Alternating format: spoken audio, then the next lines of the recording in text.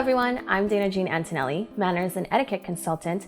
If you're new to my channel, welcome. I'm so happy that you have found me. In this channel, I talk about manners, etiquette, and anything that can help you become the best version of yourself through those practices. Now, if you're a returning viewer, welcome back. I am so happy to know that you have enjoyed my previous videos and now you are back for more. So for today's video, it's a really good one. We are going to talk about afternoon tea etiquette. We are here at the inn at Hastings Park in the historical Lexington, Massachusetts. And if you're ever in the area, make sure to check them out. So let's talk about a brief history of how this quintessential British social event came about. In the 19th century, Anna, 7th Duchess of Bedford, would get hungry between lunch and dinner. And at that time, dinner didn't really start till about 8:30 or 9 o'clock p.m. So there was a long period of time between lunch and dinner, and she would get really famished.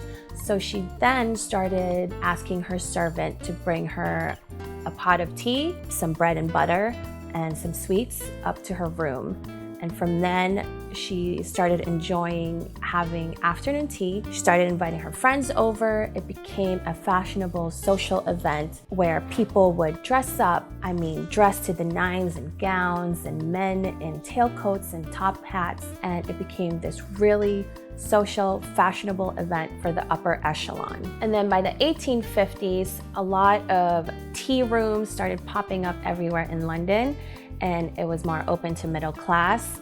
And that's pretty much how afternoon tea came about.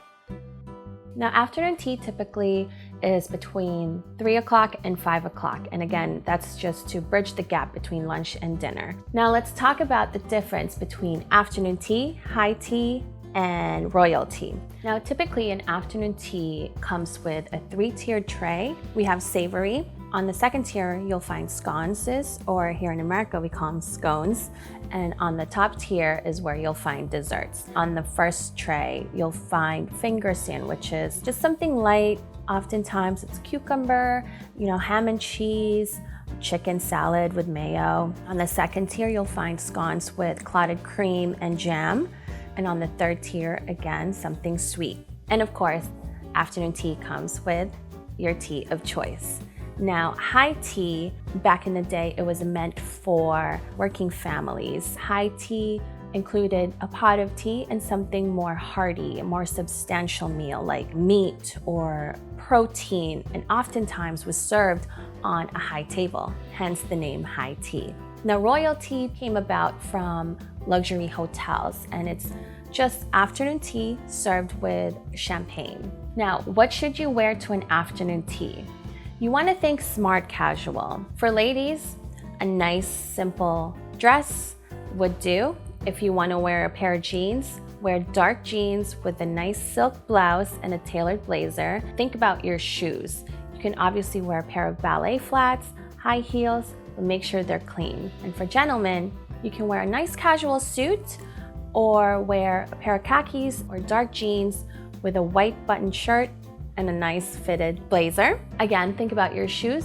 You can certainly wear a nice pair of clean sneakers. It all depends really on the venue. Now, if it's more formal, I would wear a pair of nice loafers and make sure they are clean. Make sure also that you are checking in on the venue, the attire. It could be a friend's afternoon tea party and she wants you to dress up to the nines. Or it could be just something nice and casual, like where we are right now at the inn at Hastings Park.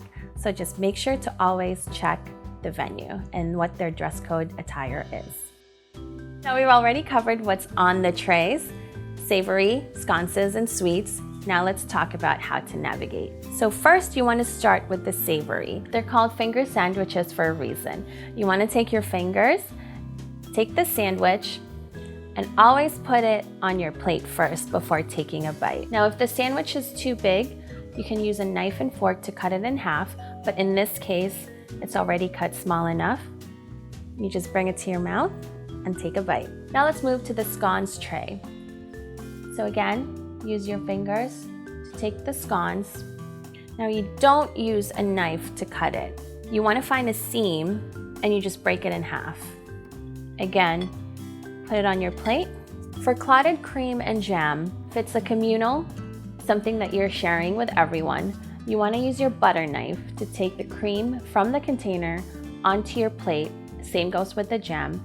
And from your plate, you use your butter knife to put the cream and jam onto your scones. Now, if you were given individual cream and jam, then it's okay to go straight from the container onto your scones. Now, on the third tier, we have desserts, my favorite. And usually, just little mini bite size of desserts. Like here, we have a mini cupcake, madeleines, and mini cannolis. And again, you just use your finger to take it from the tray onto your plate and use your knife and fork to cut it in half and take a bite. Now let's talk about how to pour your tea. Some places would have tea in a nice teapot and they would serve loose leaf tea.